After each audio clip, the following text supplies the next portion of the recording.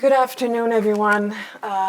It's wonderful to see everyone here in the room, and also to know that there's another room that is full also of faculty, students, and members of the Ann Arbor community who came today to hear this exceptional individual, Vladimir Kara-Murza. My name is Geneviève Zubrzitsky. I'm the director of the Weiser Center for Europe and Eurasia. I'm collegiate professor of sociology, and I'm the Weiser professor for European and Eurasian studies. And we are truly thrilled and honored to host Vladimir Kara-Murza tonight to deliver the 2025 Weiser Center for Europe and Eurasia's distinguished lecture. We could not ask for a better speaker to address the situation today in Russia, to help us think through the peace process in Ukraine, and also to help us think of Russia beyond Putin in today's Russia, but also to think about, hopefully, an after Putin.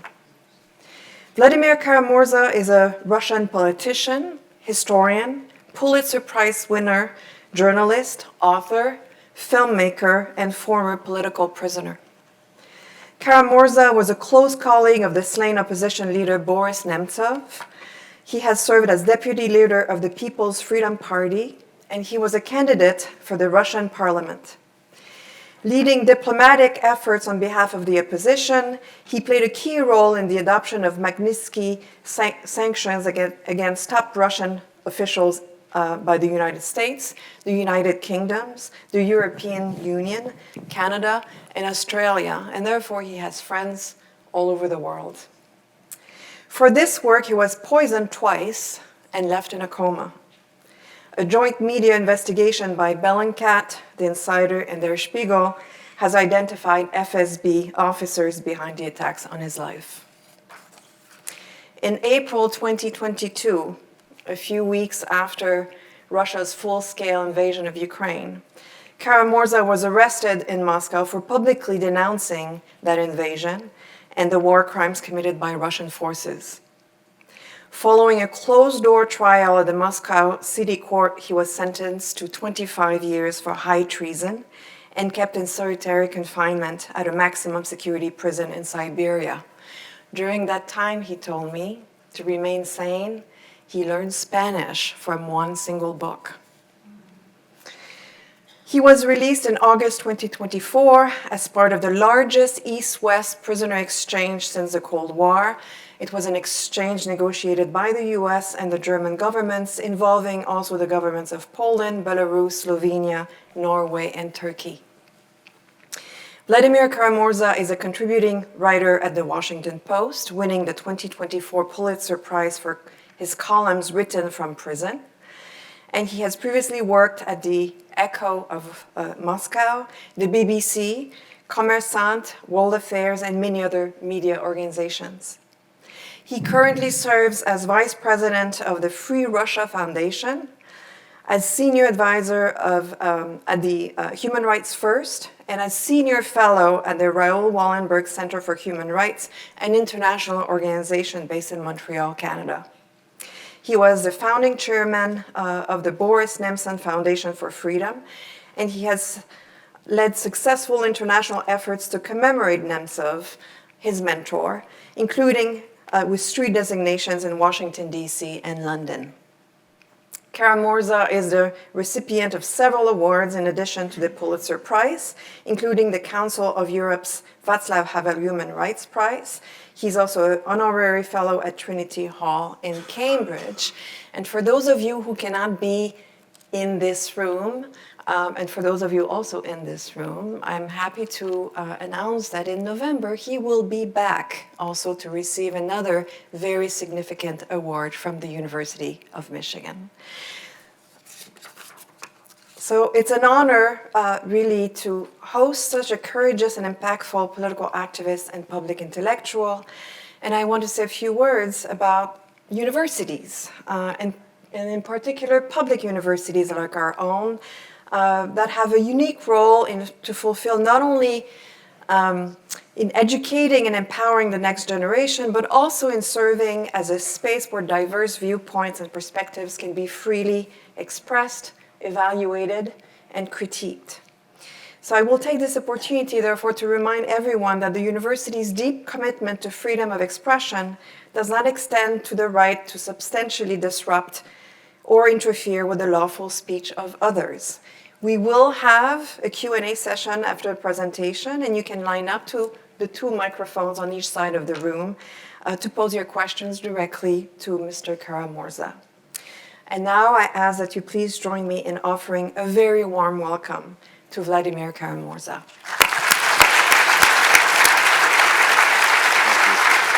Thank you so much. I don't need to press anything here, right? I've done that.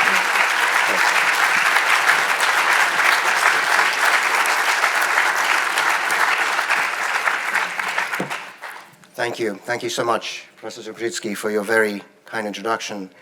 I want to convey my gratitude to the University of Michigan and the Weiser Center for Europe and Eurasia for the honor of speaking before you today. This is not only my first time at this university, but my first time in the great state of Michigan altogether. So it's certainly a pleasure to begin the discovering of the state in this hall. And I'm sure this probably wasn't intentional, I don't know, but the timing of our conversation today could not be more apt. We historians like anniversaries and like to time things around anniversaries, and this week actually marks one really tragic anniversary. It was exactly this week, 25 years ago, on March 26th, to be more precise, that Vladimir Putin was first elected president of Russia, a quarter century. There were 11 candidates in that election, but only really 3 main contenders.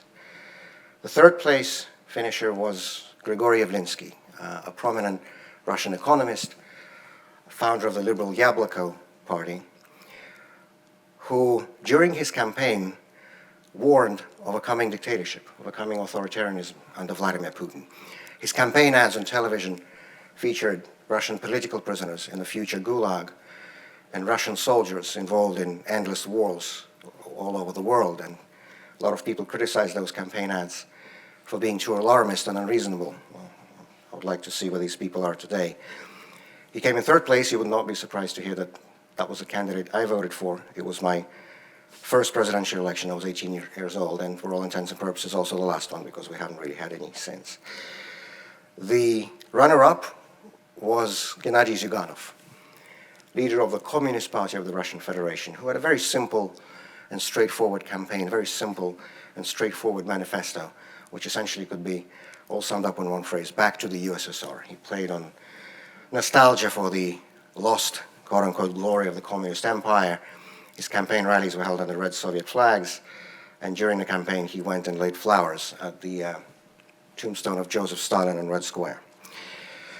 The winner, Vladimir Putin, was an enigma. He had no program, no charisma, no political affiliation, no public speaking abilities, and perhaps most importantly, he had no public track record to point to. He had never participated in any elections before. The presidential vote was the first election he'd ever taken place in his life. A former mid-level officer in the Soviet KGB, a former city hall official in St. Petersburg, a former mid-level bureaucrat at the presidential administration.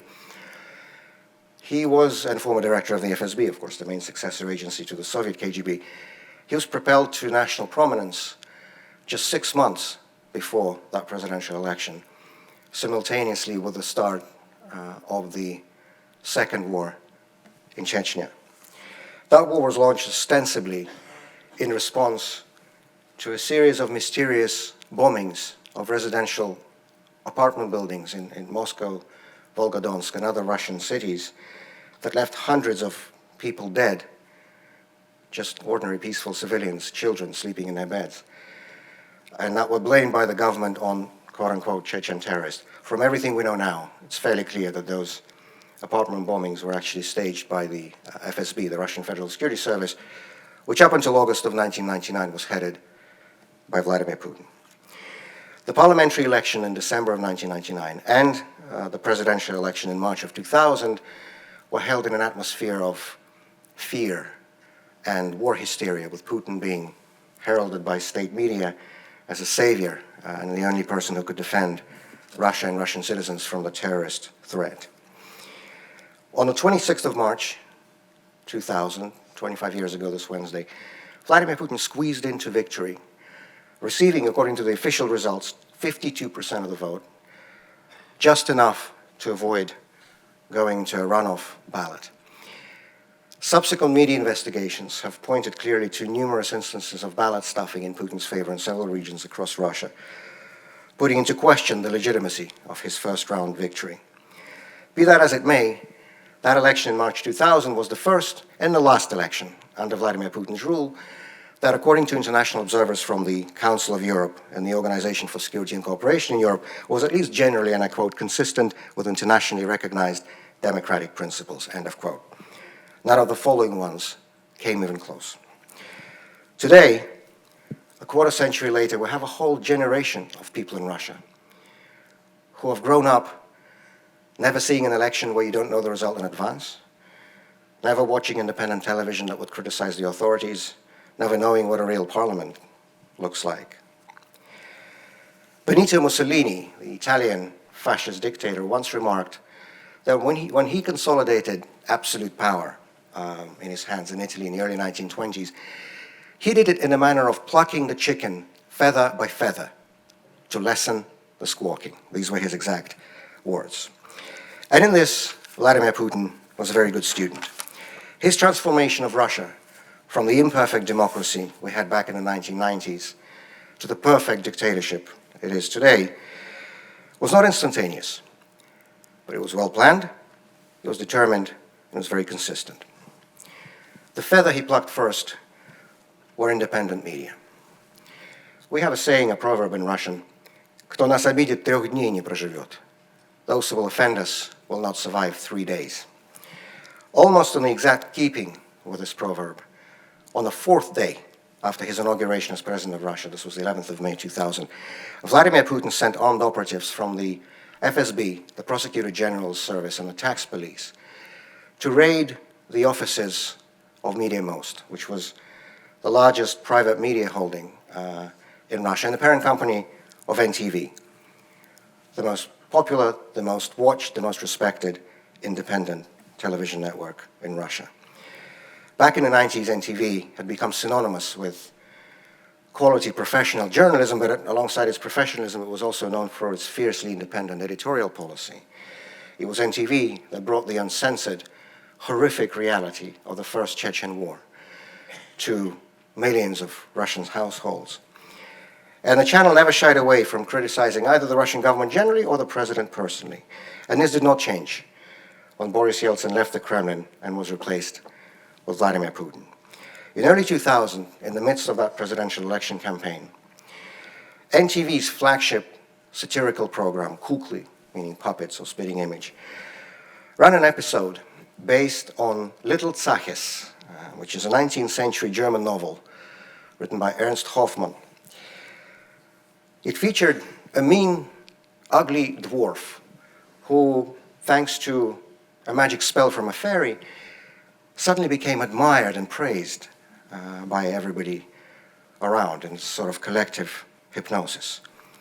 You can guess who was portrayed as the mean, ugly dwarf. In that episode, Vladimir Putin was furious, and the same evening when that episode aired, he is reported to have said to his wife, Gosinski is finished. Gosinski being the media mogul, the owner, the banker who owned NTV and the Media Most media holding. That same summer, Vladimir Gosinski was briefly arrested and placed at the infamous Butyrka prison in Moscow and then forced to leave the country. And within a year, less actually, by April of 2001, after a series of orchestrated, prearranged court rulings and the rigged shareholder meetings, the ownership of NTV was transferred to the Russian state-run energy giant Gazprom. And in the early hours of Easter Saturday in 2001, NTV's studios on the 8th floor of the Ostankino television center in Moscow were forcibly taken over by Gazprom's security guards. It would take Putin another 2 years to finish off the remnants of independent television in Russia. In June of 2003, Putin's government turned off the broadcasting signal of TVS, which was Russia's last nationwide private independent television network, effectively re-establishing the Soviet-era complete state monopoly on the airwaves, on the most important source of news and information for millions of Russian citizens. That year, 2003, was in many ways a turning point in Russia's evolution into an autocracy that it is today. That year was marked by three major developments. So June 2003, as I mentioned, the closure of TVS, the last independent television channel. Then in October 2003, Vladimir Putin ordered the arrest of Mikhail Khodorkovsky, who was the richest man in Russia, an oil tycoon, the head of a very successful private oil company called Yukos Oil. He was also a large-scale philanthropist. He financially supported opposition candidates and opposition parties in elections. He supported civil society organizations, educational projects, especially in the regions of Russia, and independent media outlets, also especially in the regions of Russia. Needless to say, that was not a behavior welcomed by the Putin regime. So on the 25th of October 2003, when Khodorkovsky's private jet landed for refueling at Novosibirsk-Stolmachovo airport, he was raided by an FSB SWAT team. He was put on their plane, flown back to Moscow, and the next day he was paraded on national television, sitting literally in a metal cage in a Basmany district courtroom. The richest man in Russia, sitting in a metal cage. This was not only about silencing Khodorkovsky, who would spend more than a decade in Putin's prisons. It was also about sending a strong message to the rest of Russia's business community. If you behave like him, you will end up like this, in a similar cage. And that message was certainly heeded, and since then, since 2003, no major business leader in Russia has done anything that would be contrary to Kremlin wishes. And needless to say, for independent civil society to function and to survive, it needs independent sources of funding, not controlled by the state, and that was not possible after 2003.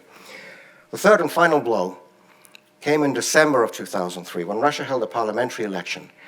Those famously, or infamously, described by David Atkinson, a British parliamentarian and head of the Council of Europe's observer mission for that election, as, and I quote, free, but certainly not fair, end of quote.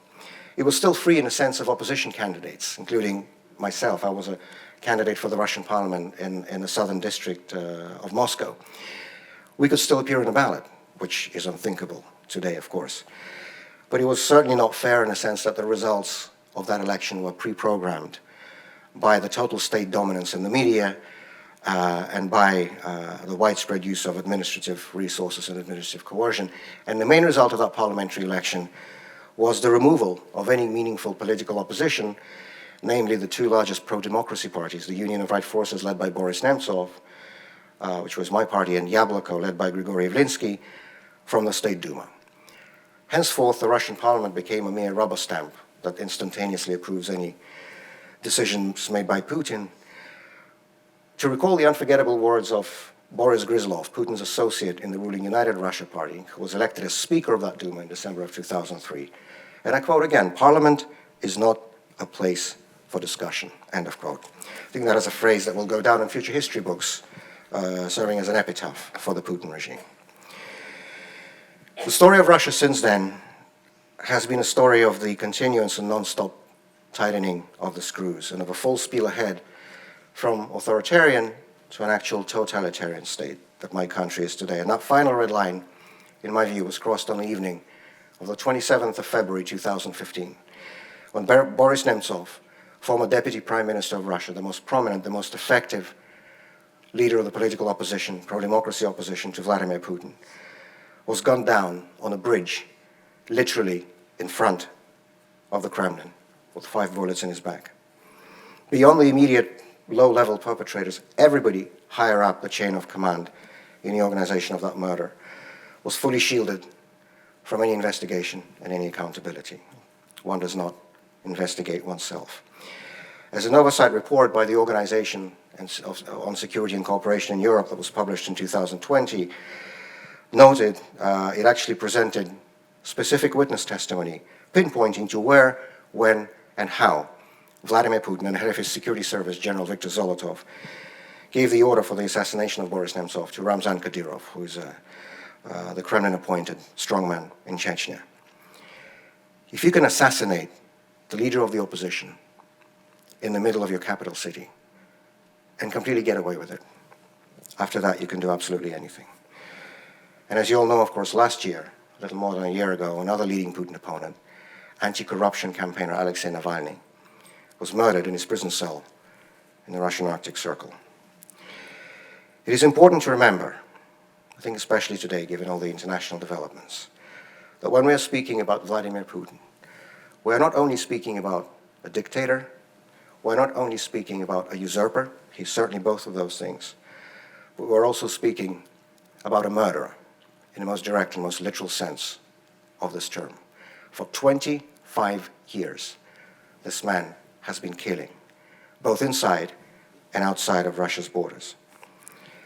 In Russia's history, repression at home and aggression abroad always follow and complement each other. A government that does not respect the rights of its own people is not going to respect the borders of its neighbors. Testimony to this is a myriad of wars started and a myriad of war crimes committed by Putin during his time in power. In Georgia, in Syria, in Ukraine, the first time in 2014, with the annexation of Crimea and the proxy war in the east, and then again with a full-scale invasion of Ukraine that has been going on to this day from February of 2022, the largest land military conflict in Europe since the Second World War that had claimed hundreds of thousands of lives. Now, dictators, as we know, always like to commit their crimes in the name of their entire nation. They claim in everything they do to have the full backing of their citizens, and their propaganda carefully constructs this image of total unanimity in public support for whatever needs to be justified at the current moment. The radio that was turned on in my prison cell with a wake-up call at 5 a.m. and would only be switched off with the lights out at 9 p.m. would constantly talk about the supposed national consensus in Russia in support of the war in Ukraine, or the so-called special military operation, as Putin's state media invariably refer to it. And in these 7 months that I've been out of prison, I've been frankly shocked by the fact that so many Western commentators, analysts, and policymakers actually take this Kremlin propaganda narrative at face value, in effect parroting Putin's claims of a so-called high public support in Russia for this criminal war. I, for one, have always believed that actions speak louder than words. And the best proof of just how fake this facade of supposed public unanimity is lies in the absolutely astonishing scale of repression in today's Russia. It is a scale that is unprecedented for the whole of the Soviet era.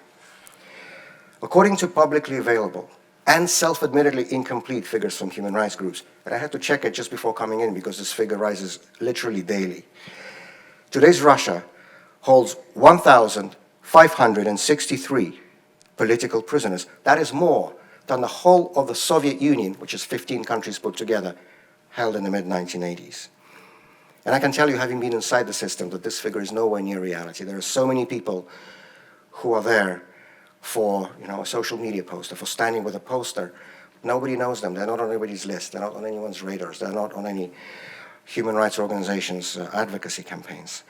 But even the officially known figure is more than for the whole of the USSR towards the end of that regime. This week alone, 1 week, 205 people are being tried in courtrooms across Russia on politically motivated charges. And the fastest growing category in this list are, of course, those Russians who are protesting against Putin's war in Ukraine. These protests have taken different forms. In the case of Alexei Gorinov, a Moscow municipal councillor, it was calling for a minute of silence at his district council meeting for Ukrainian children killed by Russian bombs. The price was 7 years in prison.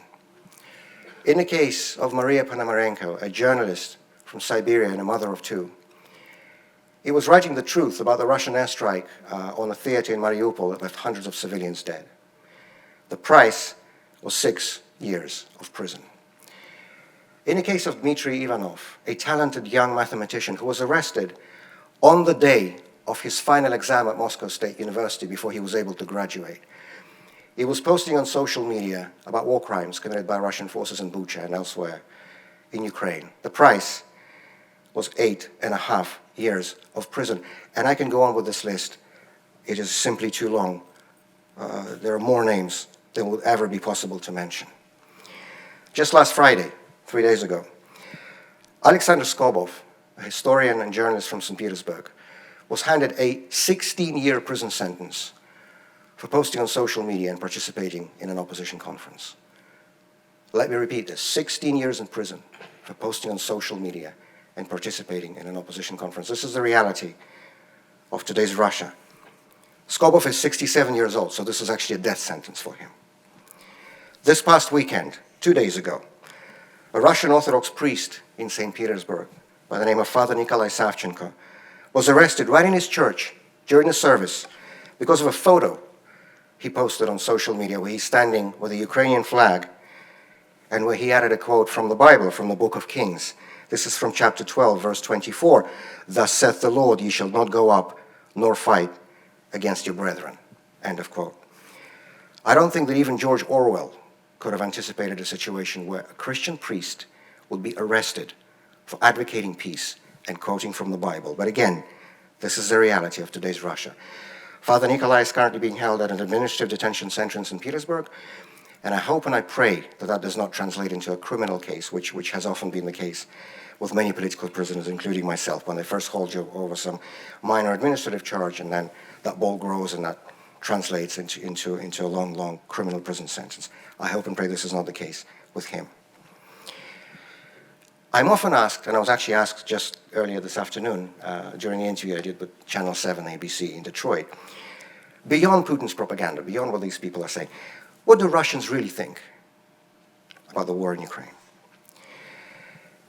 It is impossible to objectively assess the state of public opinion in a country that imprisons you for expressing your opinion. But what is certain is that a regime that really did have public support for its actions would not need to keep its own society in a constant state of fear. A few months ago, a man in Moscow named Yuri Kakhovets received a 5-year prison sentence for responding to an opinion poll question on a street in Moscow, saying that he's against the war in Ukraine. They identified him, they tracked him down, they arrested him, they tried him, and they gave him 5 years in prison.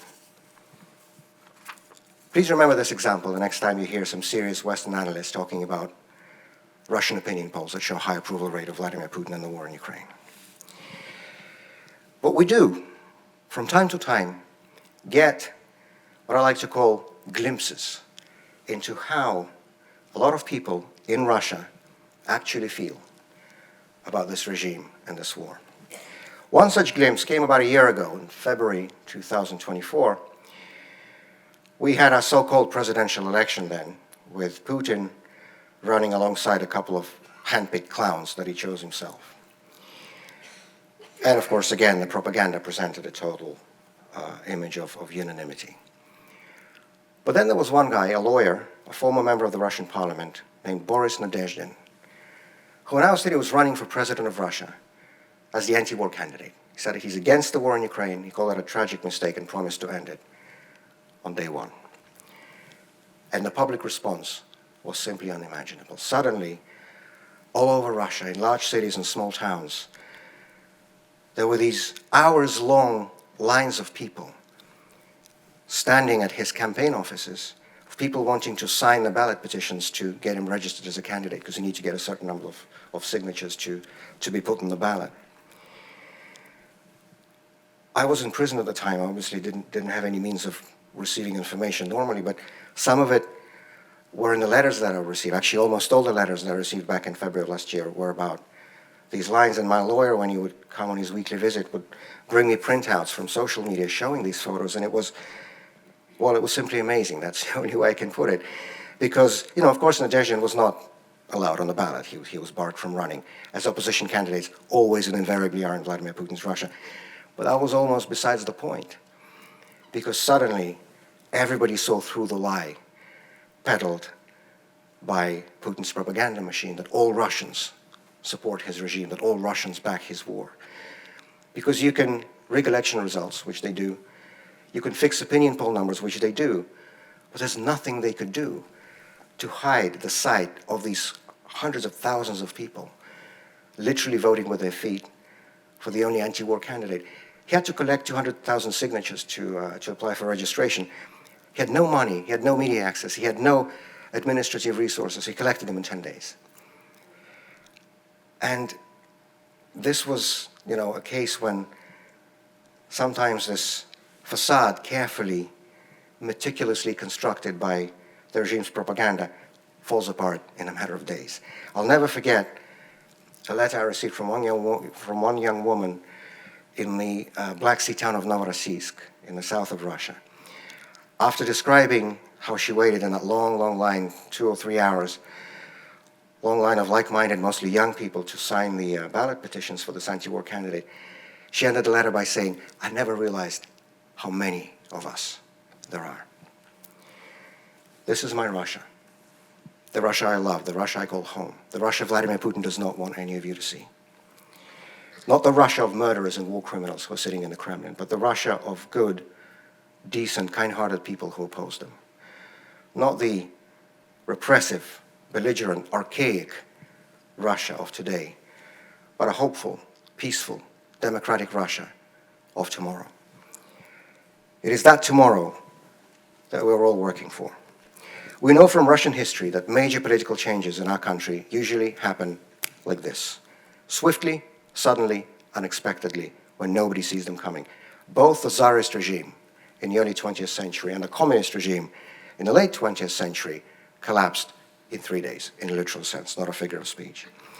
The next time change will come to Russia, it will be exactly the same way. None of us will know, even a few days before. And it is very important to be preparing for that change now. To be preparing a plan, a strategy, a roadmap, if you will, for the day after Putin. And in doing so, I believe it is crucial to learn from the two main mistakes that were committed back in the 1990s during the last window of opportunity.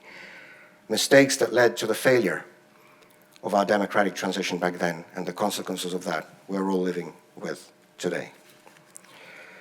Mistake number one, in my view, the most important one, was the fact that after the fall of the Soviet regime, Russia never really went through the process of a public reflection of and public accountability for the Soviet regime's crimes. We know that all countries that successfully transitioned from totalitarianism to democracy, be it South Africa after apartheid, be it Argentina after the military junta, be it the countries of Eastern and Central Europe after the fall of the Warsaw Pact and the communist regimes, went through this necessary stage of transitional justice, as lawyers like to refer to it, in different forms, but with the same two main tenets: transparency and accountability. Archival documents detailing those crimes of these past regimes were published and made available for everyone to see.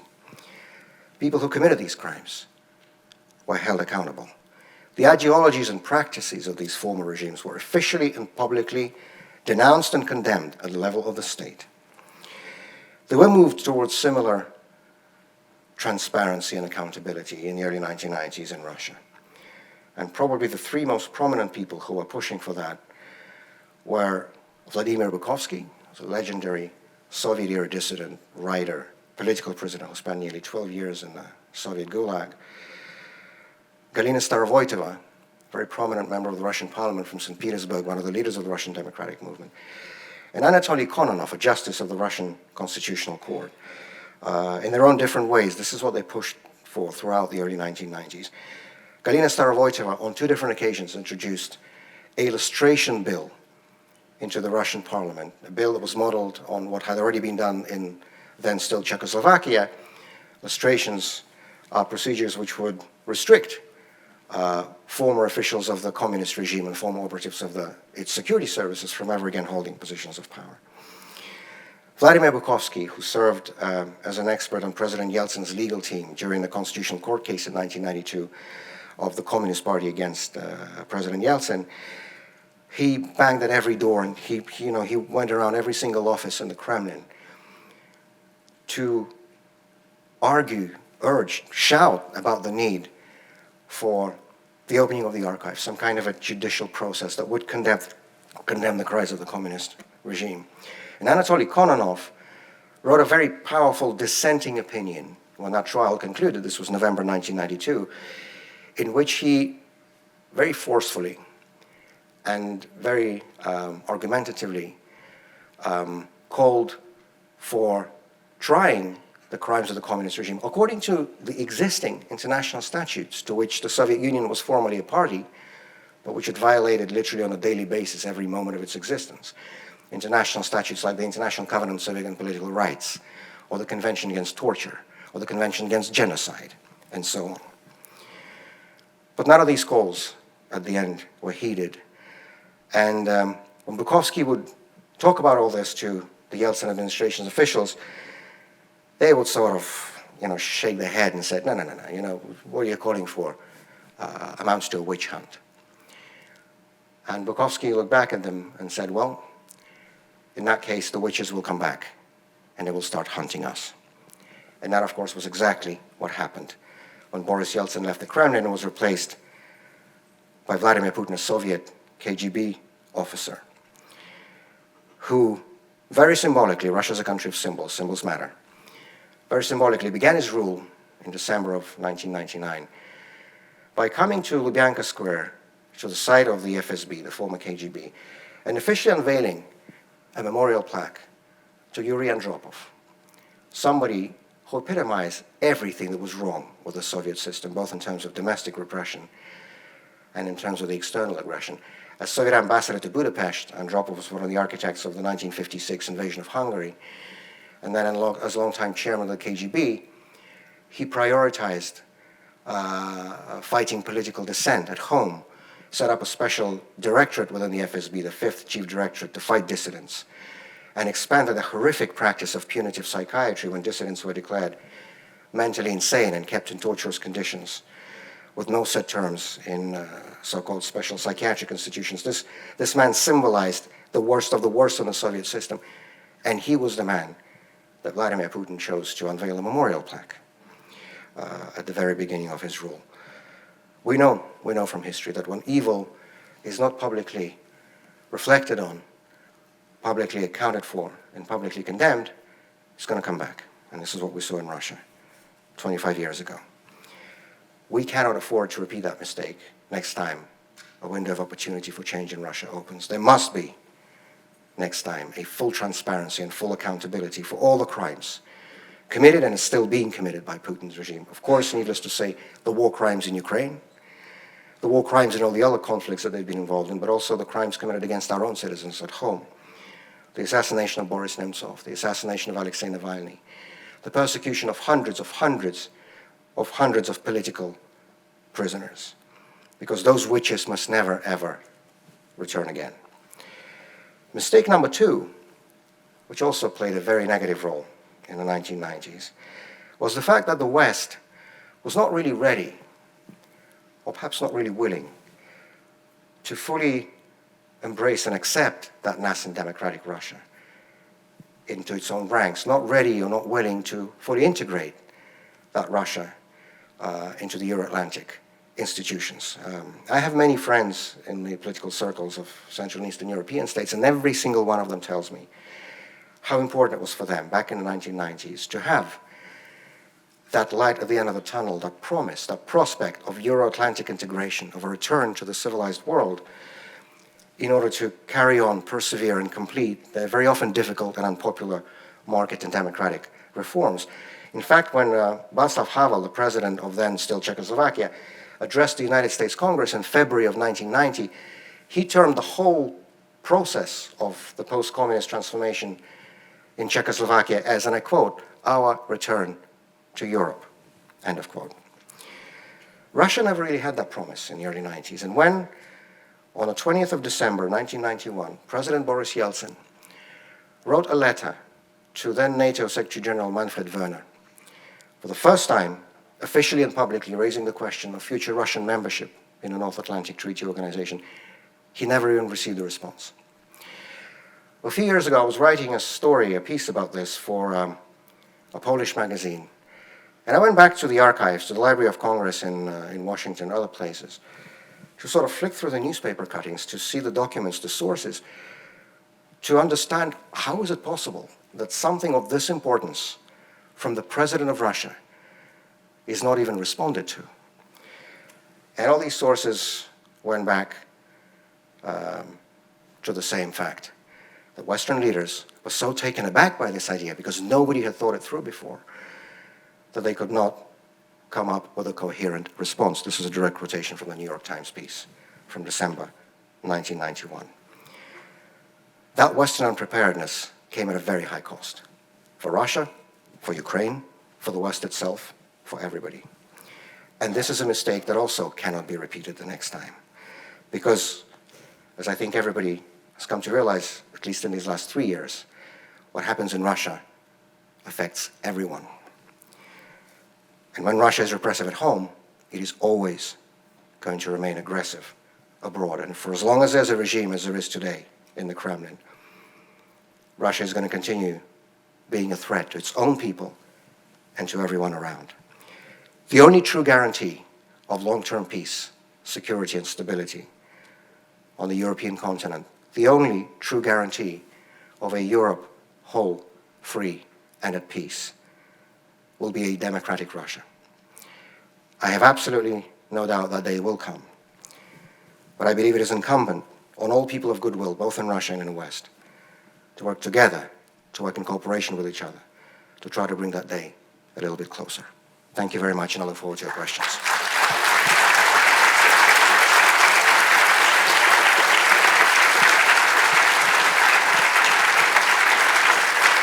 Thank you, just in case.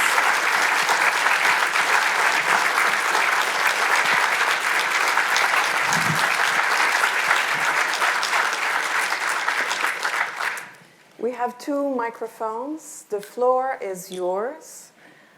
So you can please direct yourself there. And as it might take a few minutes for people to get to the microphones, I will ask one question.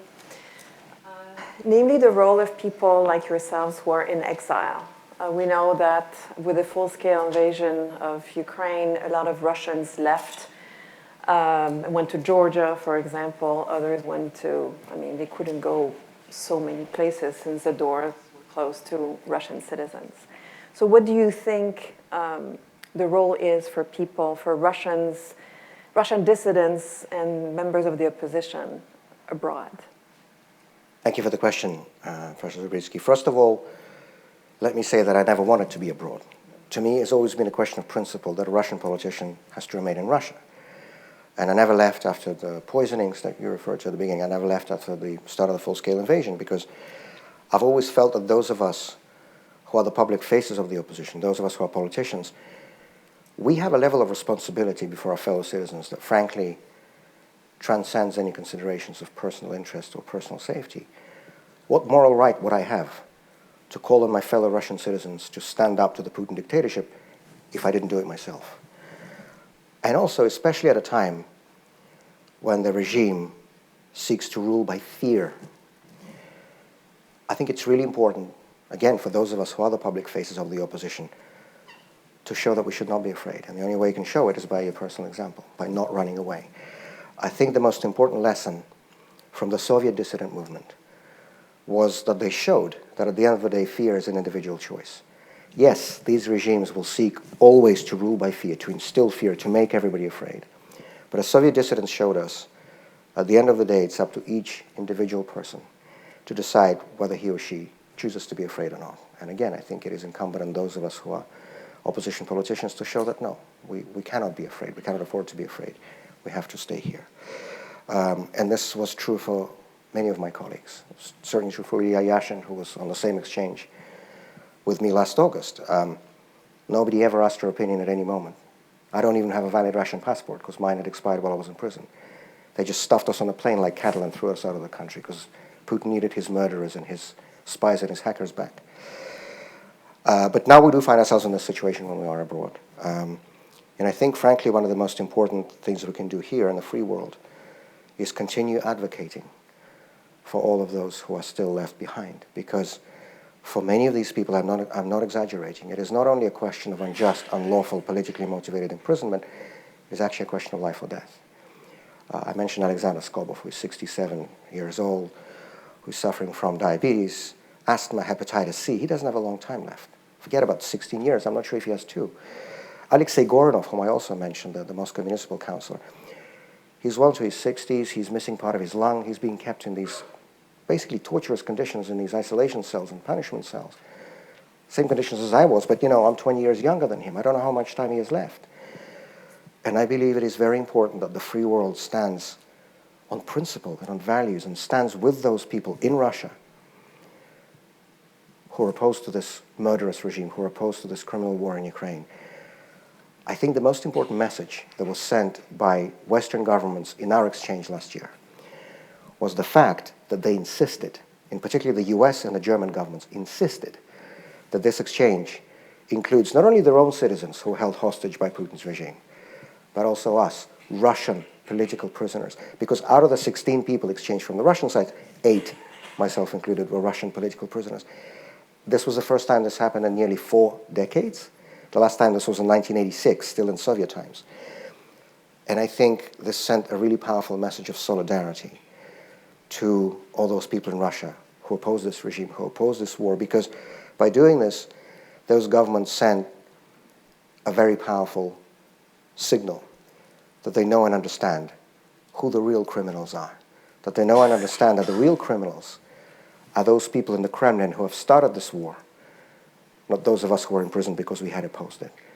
And we need to continue this because for so many people it's a question of life or death. And so every conversation I've had in these last 7 months with presidents and prime ministers and chancellors on both sides of the Atlantic, I started with that issue, that I think it is not only a legal, but much more importantly, a moral obligation for the free and democratic world to stand with those people who are risking literally everything, not only their freedom, but their lives, to stand up on the side of truth and justice.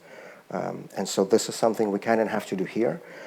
And one other aspect, I believe, well, what I mentioned in my remarks earlier, the preparations, that's very important. And I think that's an area where as many minds as possible should be involved. Because that is how things happen in Russia. Change comes suddenly. We discussed earlier this very interesting book that came out at the University of Berkeley, California by sociology professor, your colleague, Alexei Yurchak.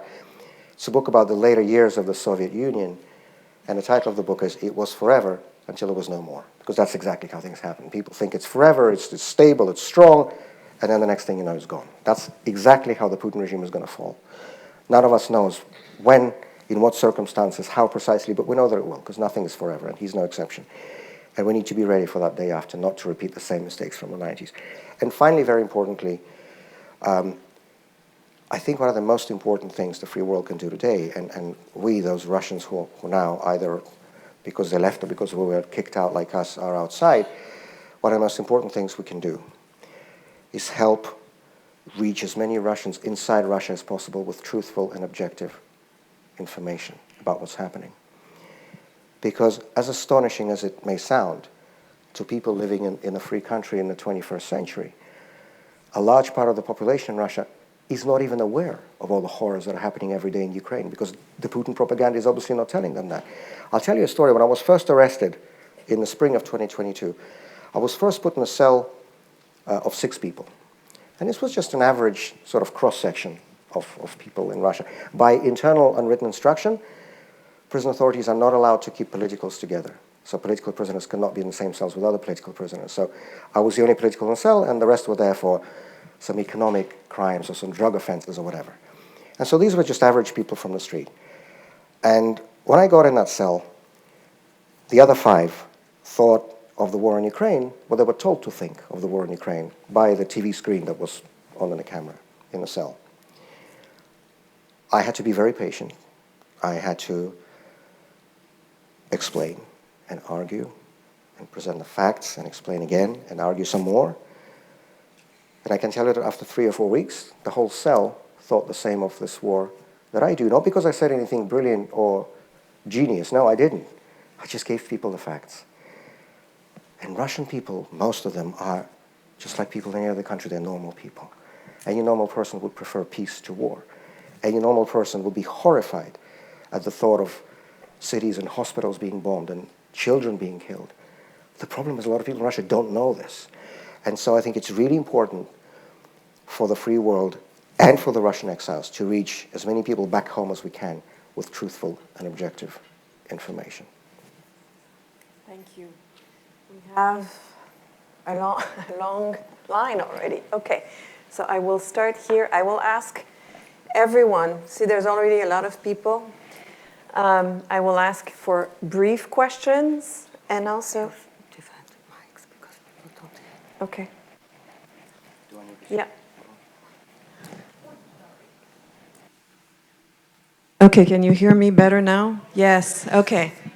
I will ask for very brief questions. No A, B, C, D, first question, second questions, and a comment, because people get anxious and impatient. So one question, if you can say your name, and if you're a student, what you're... Sure. Well, if it's just one. Well, all right.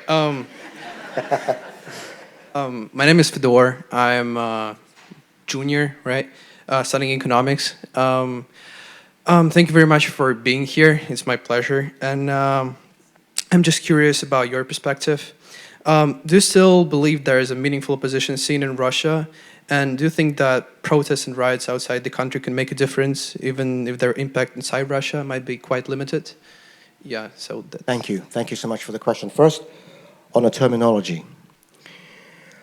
In one of his last interviews before he was murdered, Boris Nemtsov stopped the journalist when she referred to him as the opposition leader. And he stopped her and said, please don't call me that anymore. I'm not an opposition leader, I'm a dissident.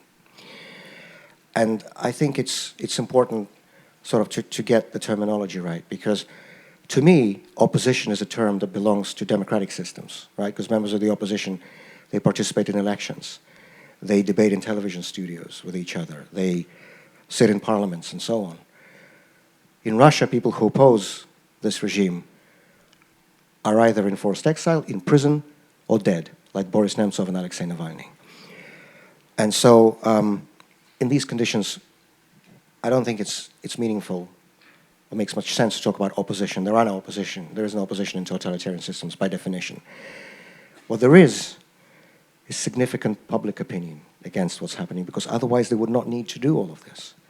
Right? I always think that the best way to judge the real situation in which this regime is by its own actions.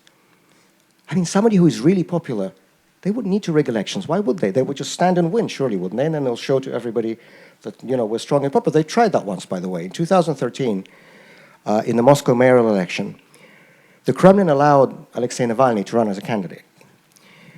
Because, you know, once you live for so many years in your own artificial propaganda bubble, you eventually start believing your own lies. And so they keep telling everybody the opposition has no support, it has 0.5%, so they actually let Navalny on the ballot, thinking that, okay, let him get his 1% maximum, and then we'll show everybody that this is all the opposition is worth in Russia. He got 28%. It was nearly went into a second ballot with Putin's associate from the ruling party who was the incumbent mayor, and this was the last time any real opposition candidate was ever allowed anywhere near the ballot. And so we know by their own behavior, presumably based on some internal surveys and research that they are conducting, that there's significant public opinion inside the country for change.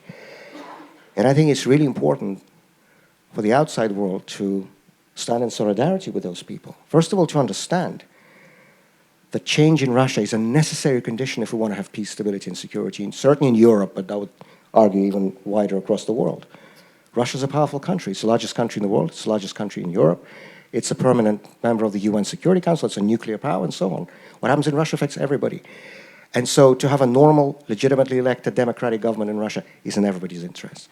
And then once this is sort of decided, it seems really obvious, but once this is decided, I believe the free world should stand in solidarity with those people inside Russia, because change can only come from the inside by definition. Cannot be and should not be imposed from the outside. But the free world should find a way to stand in solidarity with those people in Russia who want that change, who are working for that change, who are fighting for that change, very often at the cost of their own freedom and sometimes at the cost of their own lives. This is what world leaders like Ronald Reagan and Margaret Thatcher did back in the 1980s. Unfortunately, from the current leadership, certainly in this country, we're seeing the exact opposite. Thank you. We're going to go on this side, please. Brief again, thank you. Hello, I'm Ethan. I'm a student. We're friends on VK. Which is the Russian equivalent of Facebook, the Yes, social yes, media. Russian Facebook. What do you think it looks like to bring truthful information to Russia? Like what kind of strategies? Because of the sanctions and the control over the internet. Thank you. Thanks a lot for the question. So I believe one of the most important factors leading to the collapse of the communist regime 3 decades ago, more now, was the fact that this regime, or these regimes across the Warsaw Pact, had become delegitimized in the eyes of a significant part of their own people. Because again, change can only come from the inside. And for years and years, Western countries would invest a lot of resources, a lot of attention as well, and a lot of priority, that's important, to organizing these radio broadcasts. We call them voices in Russian, голоса, these foreign voices, like Radio Free Europe, Radio Liberty, Voice of America, the BBC, Deutsche Welle, Swedish Radio, Radio France Internationale, and all these other media outlets that would broadcast, beam their shortwave radio signals literally across the Iron Curtain to reach millions and millions of people inside the Soviet bloc. There was an internal KGB report produced in the 1970s that was declassified in the 1990s that showed that according to the KGB's own figures, up to 15% of the adult population of the USSR, that's 30 million people, and the proportion was higher in large cities, were regular, meaning daily or weekly listeners of these radio voices. And those radio programs broadcasted in the languages of the countries, in Russian, in Ukrainian, in Polish, in Czech, in Estonian, in all the languages of the captive nations. And, there was a direct correlation, which unfortunately wasn't really quick, but it was direct, because certainly when it comes to Russia, Vladimir Bukovsky made this point often, those same teenagers who listened to these radio broadcasts in the 1970s were the same 30-somethings who went to the barricades at the Moscow White House in August 1991, when the democratic revolution in Russia won against the Soviet regime. Those were the same people. And I think this, frankly, is the most important thing the free world can do. And, if this was possible to do with the technologies of the 1970s, it is certainly possible to do with the technologies that we have today. Yes, the Putin government censors the internet, it blocks social media websites, but there are VPN services that help people go around. I'm a total dilettante when it comes to social media and the internet. My kids always shame me as how little I know about these things, but it took me at the same time as the full-scale attack on Ukraine back in February 2022, Putin immediately imposed a total blockade on the internet in Russia. It took me, again, somebody who knows nothing about it, 5, maybe 10 minutes to install a VPN service and to be able to reach all of those news websites. But are we seeing governments and especially companies, the big tech companies in the Western world, help Russian citizens go around the censorship? No, they're actually helping the Putin regime impose that censorship of people.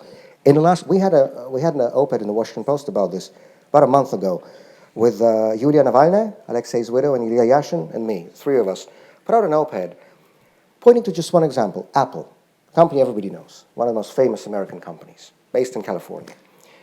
In the past 6 months, Apple, at the request of the Putin government, took down more than 50 VPN services from its app store in Russia.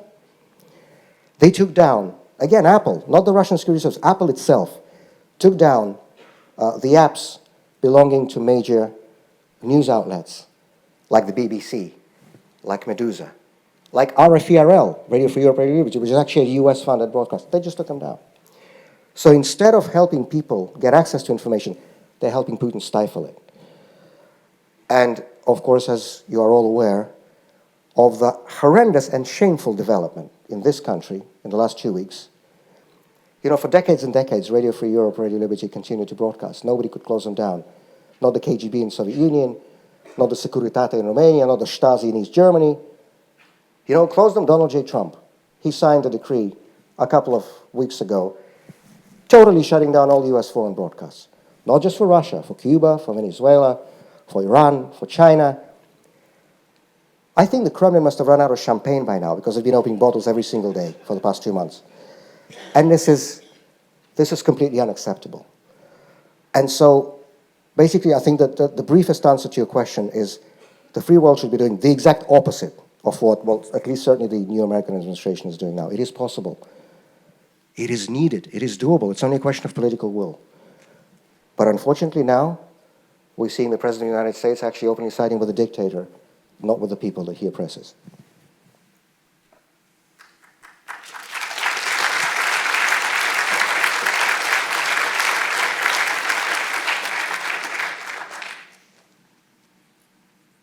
Question? Thank you. My name is Jacob. We've talked a lot about Putin himself as an individual, the title Russia Beyond Putin. How integral is Putin, though, to the system that he has created over the last 25 years? And has he, to what degree has he put together a succession plan or made an attempt to prevent exactly what you're talking about from going on? You know, how does getting rid of Putin solve the underlying problem, or is there a larger problem that he's now created? Thank you very much. That's a profound question. The short answer is no, the removal of Putin doesn't solve the problem, but it creates a window of opportunity that we then must be ready to seize and use wisely, hence everything that I spoke about, the need for preparation. The answer to the first part of your question, this is an absolutely personalistic regime. It all depends on one individual. There's a reason that the Kremlin propaganda, that the Putin guys themselves call it vertikal vlasti, a vertical of power, where everything goes up to one single person at the top. This is not an ideological dictatorship, like in China, where you can change one leader, replace him with another, and nothing is going to happen because it's based on an ideology, on the ruling Communist Party, right? It was the same in the Soviet Union. You could replace Khrushchev with Brezhnev, then Brezhnev with Andropov, and so on, and the system essentially would stay intact because it was an ideological dictatorship. It was also, in many ways, after Stalin, of course, it was in many ways a collective dictatorship, right, where the Politburo would discuss and take these decisions collectively. This is not at all the way things happen now. There's one person at the top who makes all the decisions. Everybody else is afraid of him because they rule by fear, not only in society at large, but also within their own system. And where, very importantly, these people around Putin, they actually hate each other more than probably they hate us. There's actually a reason why, as you may recall, back in 2016, I think it was, this sort of third-rate, well, I actually thought it was quite funny, but this third-rate British comedy, The Death of Stalin, was banned by the decision of the Russian government, which of course only increased its popularity and people started looking where to see it. Because if you remember, if you've seen that film, see, as soon as Stalin's dead, all these people around him start their own quarrels with each other and, and Beria executed and all the rest of it. Because he saw, like in the mirror, he saw that this is what's going to happen once he's gone. And so, yes, absolutely, it is a one-man personalistic dictatorship. It is a vertical of power. And when Putin is in one way or another removed from power, it will not solve all the problems. Now, I wish it were that easy. No, of course it isn't. But it's going to open a window of opportunity for us to use wisely, if we can, if we're able to. And for the international community, by the way, also not repeat the mistakes that it did vis-a-vis Yeltsin back in the 1990s. And actually sort of following on from this, there are many squabbles and disagreements within the Russian, I'm not going to use the term opposition, pro-democracy movement, pro-democracy forces, as there are actually in democratic movements, unfortunately, in around the world, and it's the same with our colleagues, Iranian colleagues and Venezuelan colleagues and so on, in Belarus. But there's one issue that I think unites pretty much everybody, is that it's this established consensus within the Russian opposition that whatever follows Putin has to be a parliamentary system of government. We've had enough of one person holding all the levers of power, because this is how it's been in Russia for centuries. It was czars, then emperors, then general secretaries, now president. And the whole system itself is profoundly wrong. You cannot rule the world's largest country with 11 time zones, with 140 million people from one office, which is the way it's happening now. And even when it was a decent person like Boris Yeltsin, it still didn't end well, because the system itself is wrong. And so there is an established consensus in the forces opposing Putin that what follows this regime has to be a parliamentary system, where there are inbuilt checks and balances, where there's a constant need for compromises, where no single person will ever again be able to usurp and to take all the power for himself or herself. And I think that's the most important lesson for us of these last 25 years. Thanks for the question.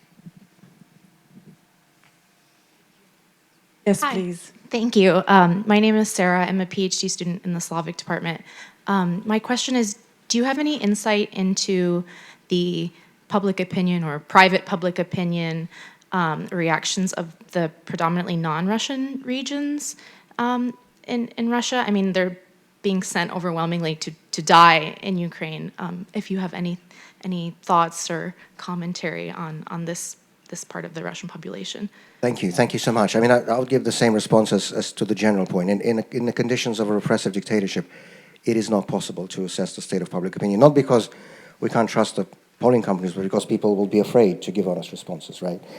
And I was actually, last week I was at the World Democracy Forum in Berlin, and there was a sociologist who was explaining that when they're based abroad, outside of Russia, but they try to call inside the country to ask questions, and they actually established that, well, first of all, this is not just this guy I heard last week. Generally, this is what all Russian polling companies are saying. The average response rate is 5 to 7%, meaning more than 90% of people refuse to talk.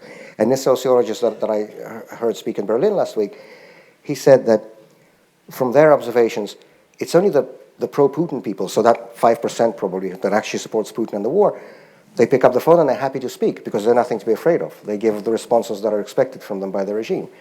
And those people who don't give those responses, they don't speak. And I'll reference the example of a Muscovite who got 5 years in prison just for responding to an opinion poll. He did nothing else. Didn't post on social media. He didn't stand with a placard. He didn't attend a rally. Nothing. He just walked on the street. There was a questioner there from a polling company with a camera, right? And they said, what do you think of the war? He told them what they thought of the war. Now he's serving a 5-year prison term. So there's absolutely no way to judge. And you're absolutely right. There is a disproportional number of people from the faraway provinces, including the so-called national republics, who are sent to the war and killed in the war in Ukraine. But this, in my view, this is not so much an ethnic or national, this is more a social phenomenon, because nobody in Moscow and St. Petersburg wants to go and fight and die. But for people in the outer regions who have no prospects, no jobs, no money, nothing, and suddenly, you know, this guy from the local military commissariat comes in and says, we'll pay you so-and-so. And yes, a lot of people in faraway provinces, including in those national republics like Buryatia, like Tuva, like Kalmykia, yes, they do accept that and they do go. And by the way, if you look at the trends recently, the Russian government keeps having to increase those payouts because even for this money, people are no longer willing to go and do it. And that's why there's this constant talk of a new wave of forced mobilization. The first one was, of course, in the autumn of 2022. But there's no way of judging. Again, only those short glimpses, as I referred to with the Nadezhdin campaign last year. And I can also just speak from my personal experience. When I was in prison, and that's actually something that really helped me sustain myself and keep my sanity, I would receive thousands of letters every month from all over Russia, from people I'd never met, from towns and cities I'd never been to, some of them I haven't even heard of. And these were people who, by the way, were not afraid to write through this official prison correspondence system. Obviously, every letter is checked and censored, and the names are recorded, and they still did it. And people basically writing to let me know that they feel the same way. And this was a total geographic spread. It wasn't just Moscow and St. Petersburg. In fact, there weren't that many letters from Moscow and St. Petersburg. It was mostly people around the country, including the regions that you're asking about. But I think the only true answer to your question we will know once this regime is gone, and then we'll be able to actually measure the real state of public opinion. Just to, again, to use one historical example, which is absolutely true, a good friend of mine named Boris Nemtsov, who's a deputy leader of Yabloko, which is basically the last remaining opposition party in Russia. Until recently, he was a member of the Legislative Assembly of St. Petersburg, but he was labeled by the Putin government as a foreign agent and thrown out of the legislature. This is what they do now to anybody who doesn't agree with them. There are fewer and fewer voices like this, but they still do this. He once gave an interview to, I think it was a Lithuanian media outlet, and they asked him, this was years ago, before the full-scale invasion, they asked him, why do you think that Putin has such, high opinion poll numbers and high election results and whatever. And Wisniewski looked at the journalist and said, do you know that Nicolae Ceausescu had 99% in the polling 2 weeks before he was removed from power? And I'm a historian, right? I'm really meticulous about these things. I actually went back to the libraries and checked. He did have a 99% support in early December 1989. I think everybody knows what happened at the end of that month. If I may offer a follow-up question very briefly. At that time, there were governments that were supporting the opposition in these countries. And what we see here now is the opposite. We see the Trump administration that seems to be actually more supportive of Putin and Russia than of Ukraine and Zelensky, and is becoming adversarial to traditional allies such as Canada and the EU. So how do you, yourself, and when we were talking, you mentioned if you were liberated thanks to the Biden administration, you might still be in jail if Trump had been in power then. So how do you manage this? How do you see the role of the U.S. in helping if there is no free Europe, free Radio Europe, and if the government is actually not helping, supporting opposition and supporting democratic values across the world? First of all, just a postscript to what I was just responding to the lady about Ceausescu. Just to make it clear, in no way am I advocating that what happened to Ceausescu should happen to Putin. In fact, that was a totally wrong way to go about it, because there was no real trial there. There were no real processes of reflection that I was talking about. And in fact, I sometimes get questions when I speak to audiences, well, let's say, Putin dies tomorrow and something like that. And I always say that I really wish that he doesn't. I really wish him good health and long life, because I want to see this man sit on trial in the dock for everything he has done. I want all the, people who lost their loved ones in Ukraine to see his face when he's sitting on trial. I want the family of Boris Nemtsov, the family of Alexei Navalny, to see his face when he's sitting on trial. I'm a Christian. I know there will be a trial up there, but I want him to get one here as well so people can see it, just to make it clear. In response to your question, I fully agree with your assessment. And in fact, a couple of weeks ago, we're having coffee with Ilya Yashin, who was another political prisoner on the same exchange as me, a fellow opposition politician. He was also in prison for opposing the war in Ukraine, as are most political prisoners today. And we were sitting with him over a cup of coffee, and he just, one moment he looked at me and he said, do you realize if these guys had been in power last year, you and I would rot and die in prison? And I said, yeah, I fully do. And that's not just something hypothetical. About a month ago, maybe more now, 6 weeks, the Trump administration got an American teacher who was imprisoned in Russia, Mark Fogel, in an exchange. And I was, by the way, when I mentioned that cell where I was with 6 people, I came into that cell to replace Mark Fogel. He'd just been taken out of the cell, so I was sort of in the same spot, although I never met him in person. But I feel like I know him sort of indirectly, because all the other guys were talking about him. And of course, needless to say, I'm very happy that he's home with his family and not still rotting in a Russian prison. But the guy that the Trump administration gave in exchange for Mark Fogel was Alexander Vinnik. Now, Alexander Vinnik was somebody who was on trial here in the US, was extradited from Greece to the US, because he was one of the key guys who helped Putin's regime circumvent international sanctions, specifically banking sanctions, when the war in Ukraine, the full-scale war, began. And he was, after Krasikov, who was the FSB assassin who was exchanged for us, who was serving life sentence in Germany, this guy Vinnik was the #1 target for Putin to get back, because they're afraid that these people will start to talk to Western security services if they don't get them out. Same with Krasikov, same with Vinnik. And it's widely known that, Putin would have given out 10 political prisoners alongside Mark Fogel to get Vinnik. But the guys in the White House now, that thought didn't even occur to them. They just don't care. They wanted the photo op with the American teacher, and that was it. And Gorinov and Skobov and the priest who was arrested, and everybody else continues to be in jail, because these guys just don't care. So I fully agree with your sentiment. But thankfully, the Western world, the free world, is not limited to the United States of America. And when I was at the Munich Security Conference a few weeks back, I had meetings with several foreign ministers from the European Union countries and other non-EU Western countries. We're discussing a lot of these issues, and you know, however much both Trump and Putin wanted to be just a deal between themselves over Ukraine, without Ukraine and without Europe, at the end of the day, it's not going to happen, because Putin's biggest ask, or one of Putin's biggest asks in this deal, is to have relief from European sanctions. He doesn't care too much about American sanctions, because trade with the US, and certainly energy sales in the US, well, it's just like a tiny percentage. Europe is massive. I mean, we are in Europe. These are our neighbors. So the trade was massive, especially oil and gas, which is almost all of it has stopped. And so Putin's main ask will be relief from EU sanctions. And obviously that cannot be decided without the EU. So at some point they will be at the negotiating table.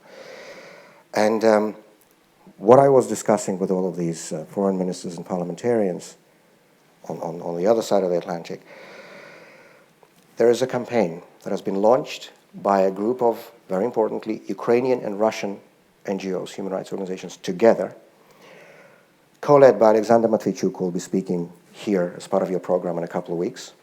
She's head of the Center for Civil Liberties in Ukraine, Center Громадянських Свобод. She's a Nobel Peace Prize laureate from 2022. April 9th. Right, there you go. 7th. Yes, she's a good friend, and I saw her posters here. It was co-led by her, and on the Russian side, it was co-launched by Oleg Orlov from the Russian Memorial Human Rights Group, also co-laureate of the Nobel Peace Prize in 2022, who was also a political prisoner, who was in the same exchange as I was in August. Also, of course, for opposing the war in Ukraine.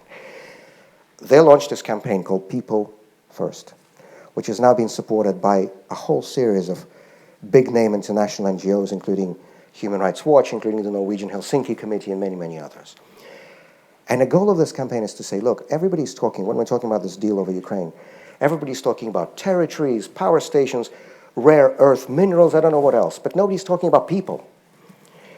And there are tens of thousands of people who are captives of this war, who have been deprived of their freedom, of their families because of this war.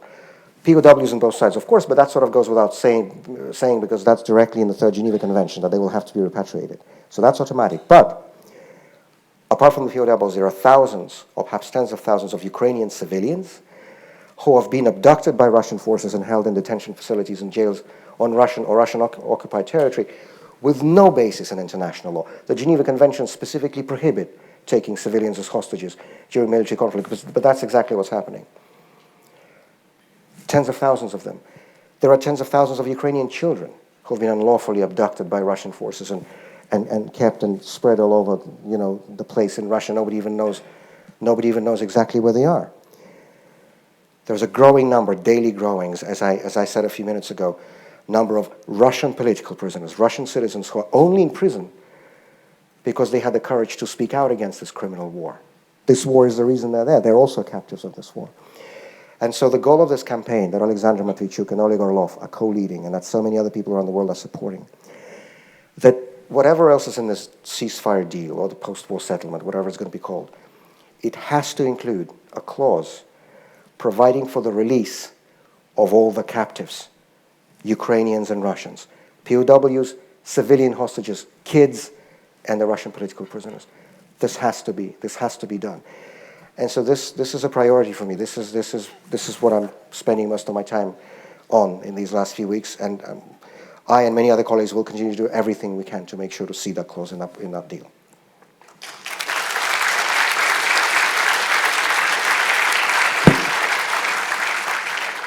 So we're running short on time, but I see you. So I will ask very brief questions, and we will take 3. And then you can wrap up. So we'll take 3 there, and then yours 2 at the end. So I will, very brief, and then brief answers if you don't mind. My name is Stanislav. Dear Vladimir, how do you think all of these years Western officials mostly avoid topic of apartment bombing, and what do you think, why? We'll take next question. Hello. First of all, I would like to say thank you so much for coming and talking to us. And I'm actually really proud that Mother Russia has such sons like you who put their safety and life up front. So, but it's not a question. I'm sorry, I waited so long. I need to say what I actually meant to say, Vladimir. I apologize. I'm from Russia. I'm Bashkirka, and my husband is Ukrainian. We came to this country almost like 32 years ago. And my husband is a scientist, and I'm an educator and career counselor. I've been working here for a long time, for 30 years almost. We came from Moscow. And all the time we were staying in touch with our friends and relatives. The majority of my relatives, they live in Bashkortostan, and my husband is in Ukraine. And when, operation of it happened, war started in Ukraine, it was extremely painful because we were torn apart. And now I'm going to say something maybe very awful, but I don't believe in democratic Russia, period. And it's very painful. I just would like to know your opinion about this because it's very valuable with your experience to hear what you're saying because opposition is not strong enough at this point. And I'm going to tell you why I think this way. I'm a little bit emotional, I apologize. The thing is that you talk about fear, that a lot of people are scared of, to speak up and, but people from the rural area, I understand, they know nothing. They live in poverty, okay? And they die, and they send their sons to fight for Putin, not for the motherland, but for Putin. I understand they don't understand. They believe that Putin helped Russia to get up from the knees, okay?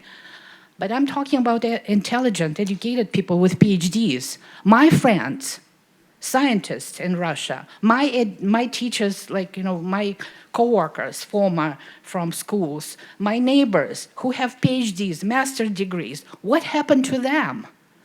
It's like they need to be reborn, that Russia became democratic country. I don't understand. We speak different language. So this is what I'm saying. What do you think about this?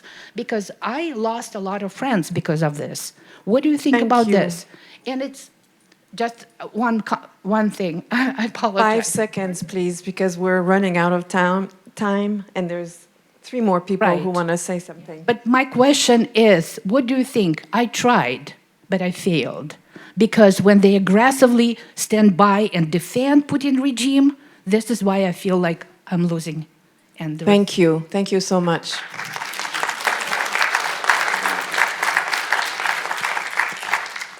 Very briefly, please.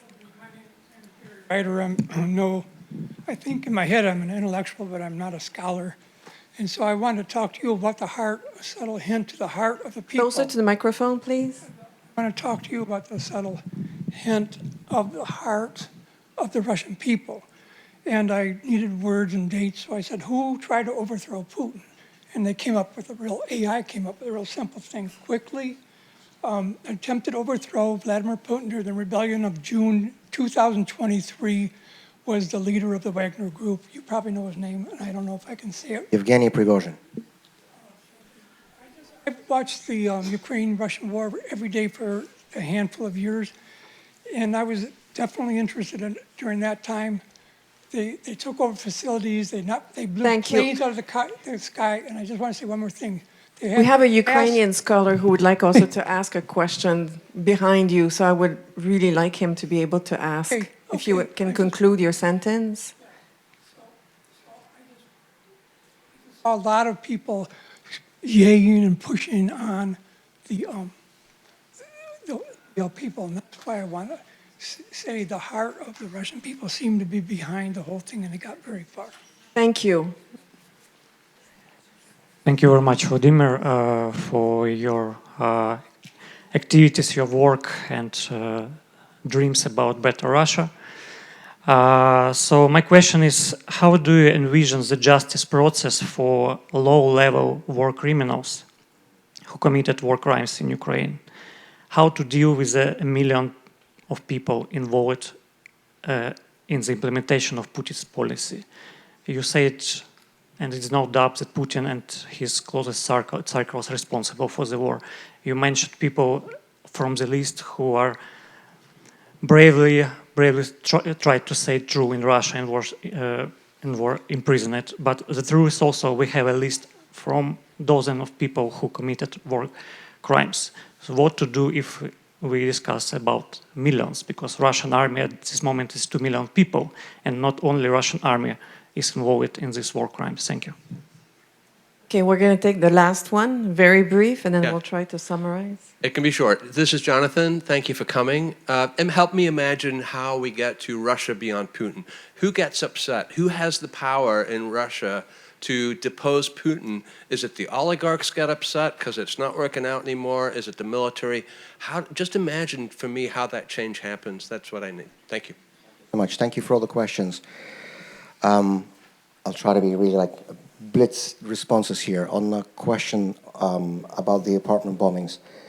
Yeah, you're absolutely right. That's the issue that nobody wanted to touch, and everybody who has been killed, frankly, including Anna Politkovskaya, the investigative journalist from Novaya Gazeta, including Alexander Litvinenko, who wrote a book about the FSB's involvement in the 1999 apartment bombings, including Sergei Yushchenkov, who was a member of the Russian parliament, who chaired this unofficial commission on the investigation.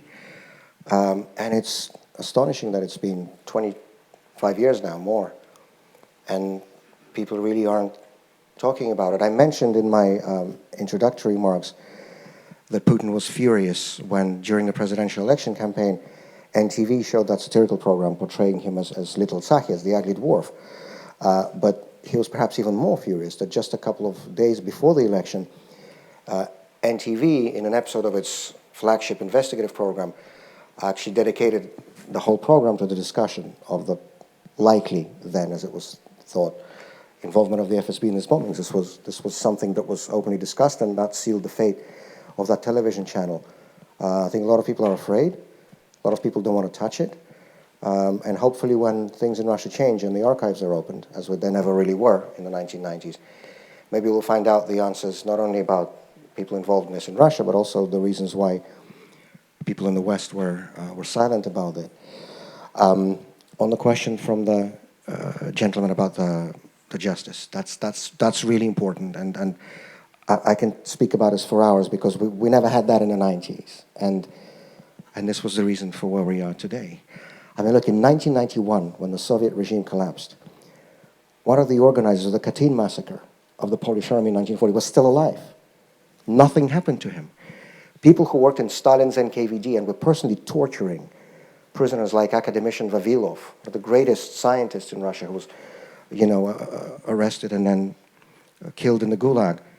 They were still alive. Nothing happened to them. There was no justice. There was nothing. And the lesson to the younger generation was that, there's not going to be justice. There's going to be impunity. You do whatever you want.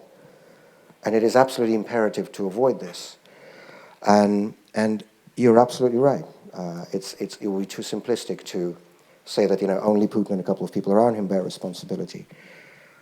I always say, and I'm happy to repeat it again now, that every single person involved in war crimes in Ukraine, from Putin down to the lowest sergeant who operated the missiles that were sent to Kharkiv or Mariupol or any other residential area, these people should be identified, tracked down, and put to justice. There's a lot of these people. It's not, by the way, as some of the extreme views that I've been shocked to hear since I've been out of prison. There's a fairly small but sort of vocal community of people who try to push this narrative of collective guilt, saying that every single Russian is responsible for war in Ukraine. Of course, that is absolute nonsense. And as Hannah Arendt, who was one of the most distinguished historians who studied the Third Reich and who wrote that book on the Adolf Eichmann trial in Jerusalem, The Banality of Evil, as Hannah Arendt said, refuting this notion of collective guilt, she said it's actually a really convenient tool for the people who are guilty. Because she says if everybody is guilty, then no one really is. And for people who are responsible, they can hide behind that. Oh, it's everyone's guilt. No, it's not everyone. It's specific people who are participating in this at all levels.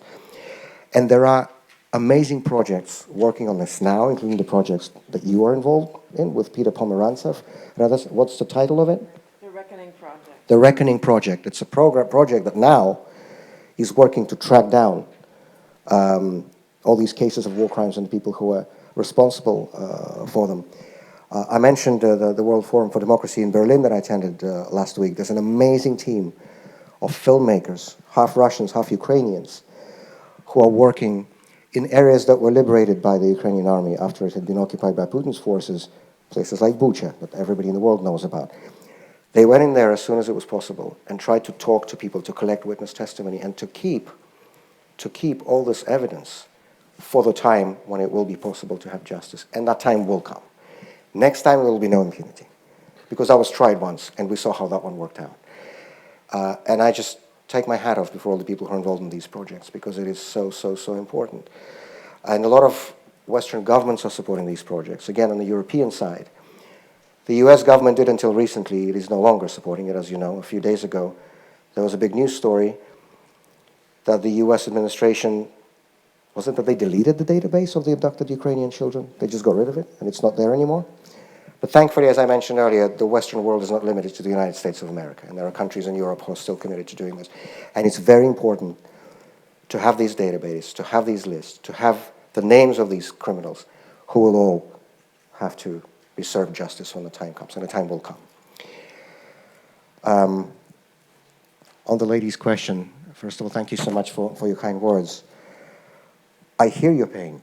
These stories, we've heard a lot of stories like this, when families are being torn apart, when friends are being torn. This didn't start in 2022, by the way. This started with Crimea.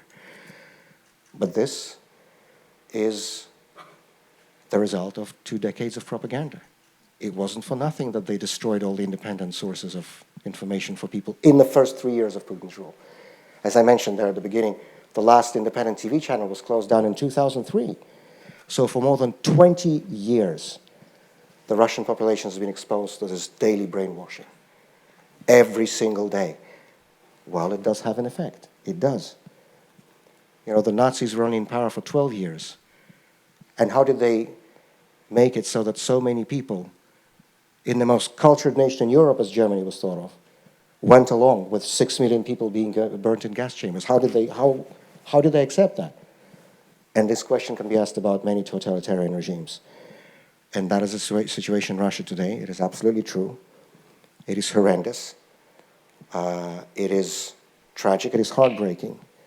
But it does not, in my view, in any way, lead to the conclusion that there can be no democracy in Russia. As President Ronald Reagan said in his famous Westminster address, which I urge everybody to reread, this is from 1982, but it reads like it was written yesterday. He said, responding to the argument that he heard from some quarters, that there are nations and peoples on this planet that just aren't ready for democracy. They can't do democracy. They have to live under a strong hand. And responding to this fake, in my view, argument, Reagan said, it is cultural condescension, or worse meaning racism, to suggest that there's any nation on earth that would voluntarily choose dictatorship over democracy, and that is absolutely true. There are no inferior nations. Every people, every person is born the same, with inherent rights, God-given, nature-given, however you believe. And this has been said about so many countries in the past. It's been said that Spain cannot do democracy. It's been said that Germany can't do democracy. It's been said about so many places. And, if we just look, again, maybe because I'm a historian, I look at bigger time periods than just today or next week. If we look at, say, 4 decades ago, that's nothing by historical standards. Countries like Brazil, countries like South Korea, countries like Spain, if we go 5 decades ago, and Portugal, they seemed as far from democracy as Russia and Belarus are today. Well, look at them today. How did that argument work out that they are not made for it? And of course, the best refutation of this argument is looking at countries that were artificially divided and had totally opposite political systems, right? North and South Korea, East and West Germany, mainland China and Taiwan, same people, same culture, same language, totally different political systems. There is no national or ethnic predisposition to dictatorship. This is false, this is insulting, but most importantly, this has nothing to do with historical facts. And I have absolutely no doubt that Russia can and will be, in the very foreseeable future, a normal democratic country. But to address the issue that you were raising, that so many people, as you put it, with PhDs, are repeating all this propaganda, that's why we need the process of public reflection. That's why we need the process of public reckoning, so all these documents can be unearthed and published. and people who are responsible for these crimes be brought to justice and held to account. So the people, as I said in my final statement before the Moscow City Court when I was sentenced to my 25 years in prison, I know that the day will come when Russian society opens its eyes and awakens to the horrors that were being committed in its name. We need to have that process, absolutely. But there's no predisposition. And Russia will be a democracy, I have absolutely no doubt. And I think much quicker than many people today would believe. And finally, to the gentleman's question, which naturally leads to it, how it is going to happen. A good friend of mine, Evgeny Roizman, who's a historian too by education, but he was the last democratically elected mayor of Yekaterinburg. In 2013, he defeated the candidate from Putin's party in the election. This was the fourth largest city in Russia. So he stands on the edge of Europe and Asia in the Ural Mountains. And so they realized they couldn't get rid of him through elections. They just abolished elections altogether. There are no longer elections for mayor of Yekaterinburg. And he's still in Russia, still in Yekaterinburg. And he likes to say that I can draw up 100 different scenarios of how the Putin regime is going to go, and that will be 101st. But nobody ever thinks of. This is exactly how it is. And we could spend many hours in a fascinating conversation, drawing up all the different ways this can happen. But it's going to be something that nobody sees. Just to finish on one, again, historical fact that illustrates just how rapid and swift and sudden change in Russia usually happens. As you can probably guess from my biography, I'm not a big fan of Vladimir Lenin, and I don't often quote his speeches or his books. But there's one speech of his that I really do like to quote, and that is a speech he gave to the young social democrats of Switzerland in the city of Zurich, ending that speech by saying, and I quote, "We old folks will not live to see the decisive battles of this coming revolution." End of quote. That speech was given on January 22nd, 1917. This is how things happen in Russia. This is how it's going to happen next time. And everything we can do now is get ready for that day after Putin. Thank you, sir. Thank you, everyone.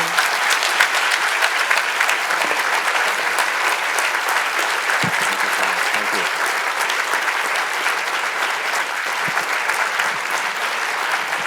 Can I give it back once we go to the room? I'm going to go to the other room and then go.